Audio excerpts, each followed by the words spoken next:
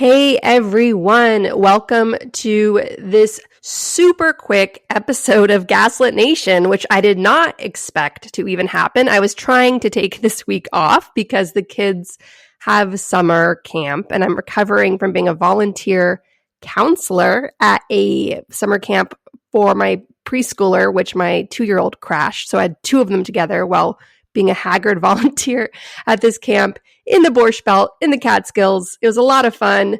I was so incredibly exhausted from it. And so I'm taking a few days off to recharge my batteries because we have our big live taping of Gaslit Nation this Thursday with cult expert Dr. Yana Lalick, author of several books on how the inner workings of cults, how to escape a cult, the weaponization of cults. She's the author of several books, including Take Back Your Life.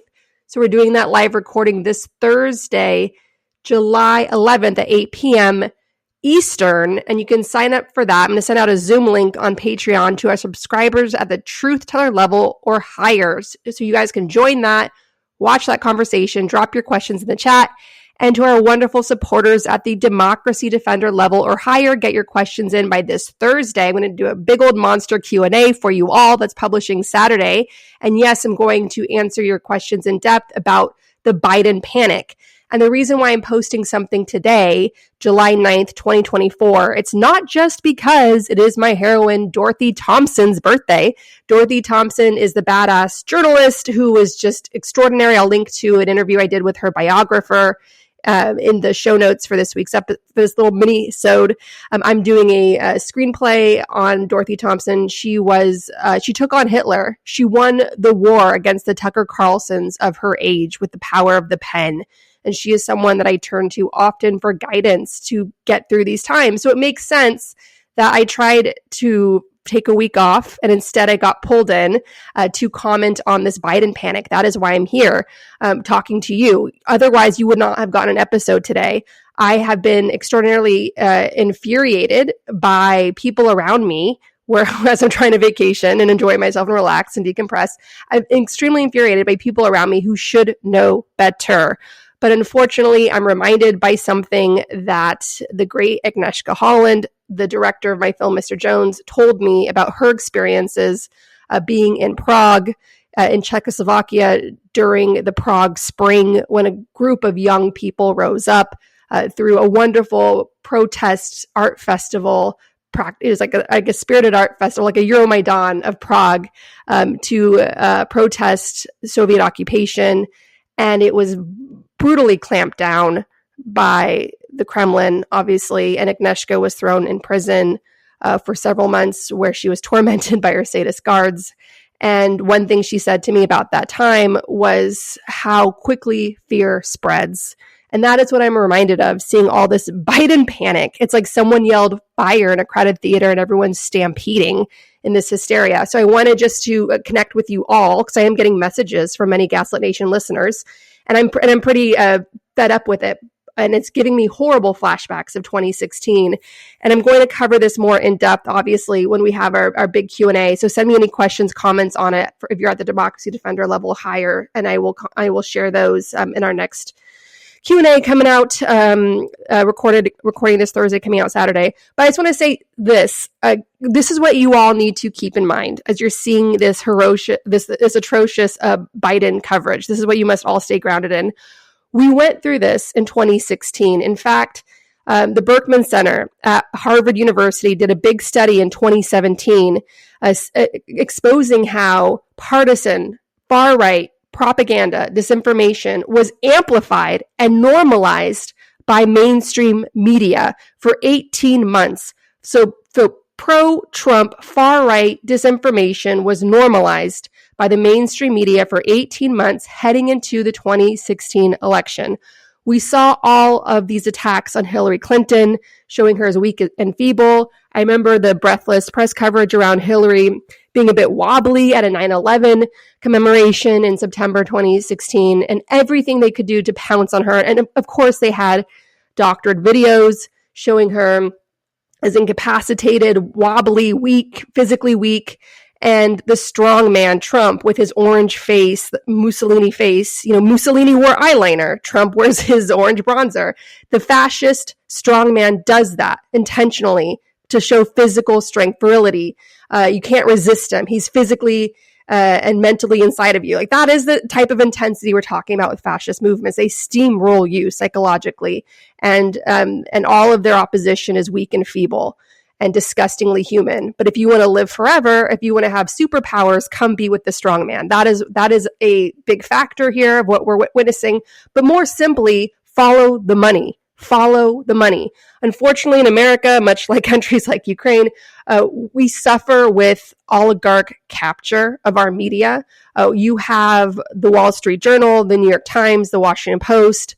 These are for-profit companies. They are for-profit companies. They cater to an affluent they cater to an affluent base. They cater to an affluent readership. Just go on the New York Times website for advertising on the New York Times. What do they show off?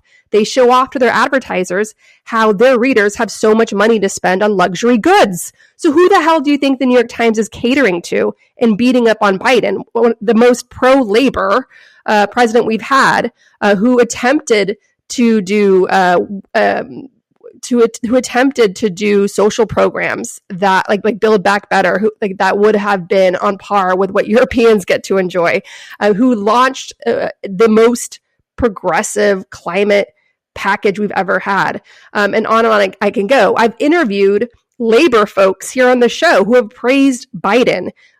The unions have been crushed in America for a reason by this far right that is now beating this dead horse over Biden's bad debate night, trying to make it apocalyptic. And they're going to keep trying to destroy Biden all the way through election night. And should he get in, God willing, they're going to try to do everything they can to tank his agenda in his second term. So what you're seeing is simply follow the money. You're seeing the elites. You're seeing this for-profit media companies protecting the interests of their owners who are wealthy, protecting the interests of their core readership that are wealthy, that want their tax breaks, that want to have a wise guy like Trump as president because he can be bought off. He'll roll back regulations. He'll give them tax breaks. He'll juice up whatever they need to keep their wealth, protect their wealth, and hoard it. And the rest of us, we're going to get squeezed, and the labor movement is going to have a hostile president as under Trump, and we're all going to be fending off dictatorship, and you're going to see people fleeing the country, and a brain drain, a lot of talent from abroad not coming over here because of Trump. And really, what they're doing is they're sabotaging themselves. You think they would know that and understand that, but they don't. They really, really don't, because greed is an addiction. So that's first and foremost. And you have a lot. Another thing we all have to keep in mind, and I can link to the stats on this in the show notes of this little mini episode, is that the majority of these newsrooms that are breathlessly on the Biden and his old beat are majority white, majority affluent. The newspaper business especially, but media by and large, has had the worst year of layoffs this year, 2024, since the 2008 global economic crash. So those jobs that are still remaining in the news business, are a fraction of what we should have had all this time, right? Newsrooms are shrinking, and those who can afford to stay in journalism likely do so with the help of some family money, some, marriage money, inherited wealth, or whatever. It's a rich white person's job working in these newsrooms. And so that's why you're having this echo chamber of rich white people, including the journalists themselves, the bloggers themselves, serving the 1% and going after Biden and protecting their profits, protecting their wealth from taxation, and so on. Because Biden, say what you will about him, he's been very much on the forefront in pushing for a universal tax. Yellen got that done with I'm going to link to in the show notes. I'm sorry again. I'm just squeezing in this little mini episode while I can because I don't have childcare this week, so forgive me. But Biden's been straight up about taxing the wealthy. He's been straight up about being pro-labor. He's been straight up about making the rich pay their fair share. They don't like him, okay? And I know that he's not progressive enough for the progressives, and I myself was an Elizabeth Warren supporter in the primary of 2020. But the reality is he's been the most, and it's a sad statement on America, but he has been the most aggressive when it comes to coming after the 1%, and they hate him for it. And guess who they hate and fear even more? His vice president, Kamala Harris, a Black woman who had the most progressive voting record in the Congress when Biden picked her to be his VP. And she comes from a state of California that right now is having a very serious and substantial conversation and taking major action on reparations. Do you understand how the 1%, the elite, driving this country, driving the news industry, hate these people, fear these people? And of course, Edward Luce and Frieden and Christoph and all the other old white men harping on Biden for being an old white man, they can't come out and say that it's Kamala Harris because then the woke mob will come after them. So instead, they're beating up Biden on his age to try to push him out and force some sort of open primary heading into the Democratic convention in August. That's why you're not seeing a universal chorus in the mainstream media saying it must be Kamala Harris. That's why you're not seeing Time Magazine put out President Kamala Harris on the cover of their magazine. They don't want her. This isn't about getting some young up-and-coming star to replace Biden.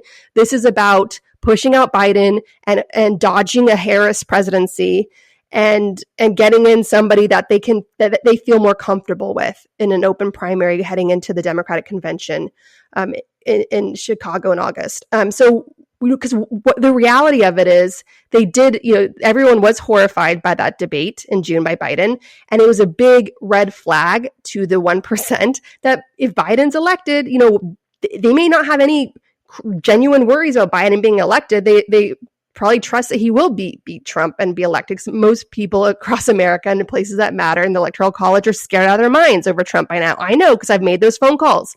I've done the phone banking. I've talked to them. There's a lot of independents and Republicans who have done their research on the far right under Hitler, and they know who Trump is. So I'm sure these elites trust that Biden can eke through in November. But what they fear is that he may not last the entire presidency. And then that would give rise automatically to Kamala Harris taking a spot, maybe a year, 2, 3 years into a second Biden term. And that's really what they fear. So as I warned, last August in the live taping of Gaslit Nation with our friends at Risk at the wonderful little bar in New York City, Caveat, thank you to all those who showed up to that. As I warned in that live taping, it's going to come down to Kamala Harris panic, Kamala Harris fear, because that's what they don't want to see is a progressive Black woman as president of the United States. And we are so close to that possibly happening should Biden eke through. And so this isn't just Biden age panic. It's also Kamala Harris panic. And proof of that is that the old white men in the media and the media outlets themselves are not rallying around her to step up and take the helm. They're not. And the reason for that exposes them. Okay, so pay attention. And then the final thing is, we have this long-lasting, simmering feud in the Democratic Party between the Democratic establishment and the progressives. And so all of this leaking you're seeing coming out in the press, it's not just it's a bit of that tension between them. I spent 3.5 months working as an intern for Senator Barbara Boxer of California. I spent 3.5 months on Capitol Hill. I saw how the congressional staffers all mix together, how extremely social Capitol Hill is. The staffers of not just the different Democratic offices, but Republicans as well. They mix. They're social. They're chummy with the journalists. So there's a lot of leaking going on because you have Democrats across the political spectrum trying to force a primary right now. So you have a lot of opportunists.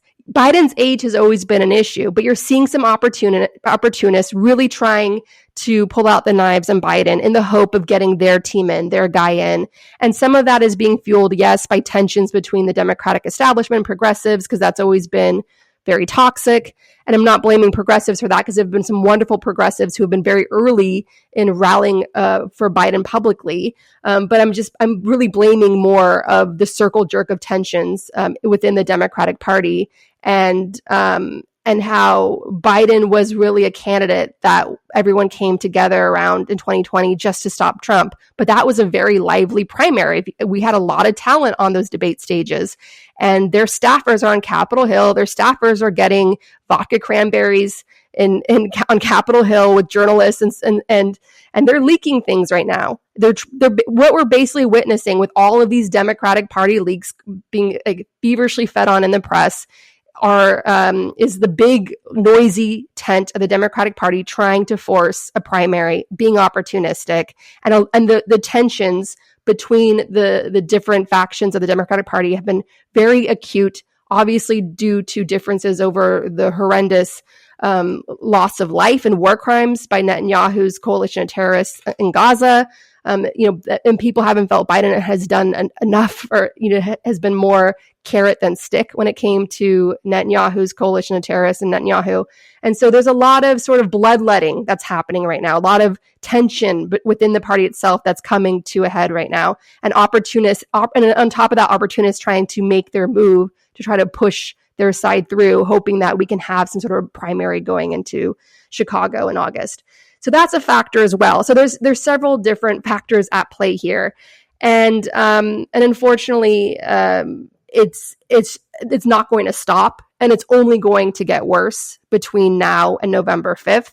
And my advice for all of us is what I follow personally, which has helped me so well to stay grounded and just to do the work, is don't panic, do the work. Don't panic, do the work. I was recently working in an organization, and there was a leadership challenge to my work because I was so effective. I was making changes, I was getting things done. And so you had a group of assholes come after me to try to play queen of the raft with me. And they tried this relentlessly. They tried being mean. They tried bullying me out of power. They tried making me shrink, not realizing who they were dealing with. And I just stayed the course. I did not panic. I did the work. And then their latest leadership challenge, they tried the nice approach. They tried being manipulative, nice, like cheery, but it's the same old them. And people thought finally, even my own husband was like, yeah, they got you this time. They're going to take away your crown. You're going to get nailed by them. Watch. Nope. I dominated like I always do. Why? Because I don't believe in panic. I do not believe in panic. So remember, this is our mantra heading through November 5th. 2024. Don't panic. Stay the course. Don't panic. Do the work. And we have to understand, as I keep saying in the Gaslit Nation 2024 Survival Guide, that this election is bigger than Biden. When you see what the Republicans have done to the Supreme Court, they invested $250 million of dark money to hijack our courts, 30% of them with far-right ideologues. And then they spent around $50 million hijacking state governments like in Wisconsin, Ohio, Missouri, turning them into laboratories of dictatorship. And so we have to undo that. We have to focus on these state races. Gaslit Nation is going to triple the number of phone banks we do in this election because this election is bigger than Biden. We're focusing on these state races. We're going to be doing phone banks in all the key states, Michigan, Wisconsin, Pennsylvania, Arizona, Georgia, going into election day all through the month of October. But we're not calling for Biden. We're calling for those state races. So if Reed Hastings of Netflix wants to threaten that he's going to pull his money if Biden's still the nominee, great, Reed. Why don't you give that money to Sister District or the States Project? Give it to the local groups, the progressives on the ground, building incredibly needed too long neglected infrastructure, transforming these states. Okay, that's the work the grassroots is doing. When you look at the heroic work we all did together in the 2022 midterms, that was us making tens of thousands of phone calls together here at Gaslit Nation alone, where we defied the historical odds and protected all the governments in the states, Arizona, Nevada, Michigan, all the battleground states. We protected those state governments to ensure that we had the good officials in place to protect the integrity of our elections so that Trump's big lie could not win and hold power in those states and steal those elections. We did that together. Okay, so I have a lot of faith in the American people right now. I have a lot of faith that we need to trust that we have been putting in the work election cycle after election cycle. I've documented it here on the show. I've helped lead it here on the show. We've done all this together. And I do believe if we don't panic and do the work, the mantra that made Mr. Jones, the mantra that made Gaslit Nation, and the mantra that has been driving all these phone banks we've been doing together, election cycle after election cycle, don't panic, do the work.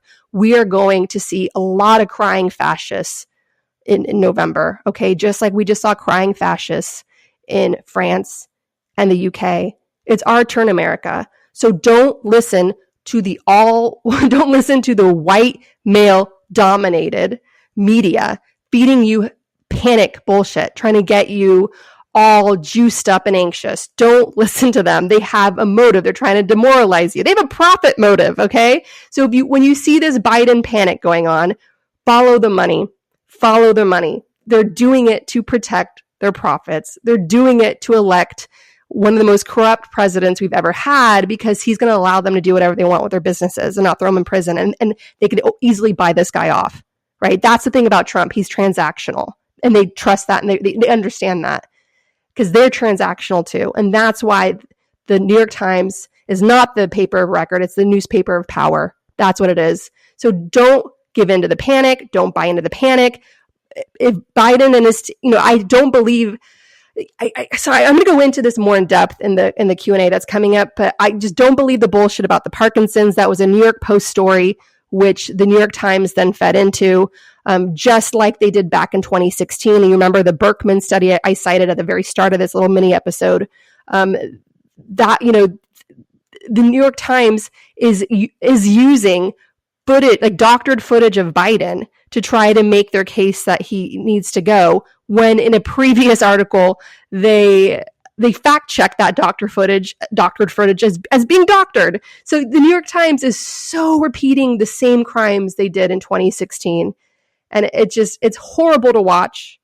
It's aggravating, I know, and that is why I'm coming to you with this quick little emotionally raw and technologically raw little mini episode, because I just had to get this off my chest. And I've seen too many good people around me, and I know you have too, that are falling victim to this hysteria. Don't stay grounded. It's only going to get worse for Biden in terms of the attacks, the disinformation, and the betrayal by so-called news media organizations that should have the public good at heart, but they don't. They're all profit driven, and they're white driven. They're white patriarchy driven, and they fear what will happen should Kamala Harris become president within the next 4 years under Biden. That's what they really fear. Not that he's not going to make it through November, but whether he should die in office and make a Black progressive woman as president. As I warned in August, that's really what this panic is about.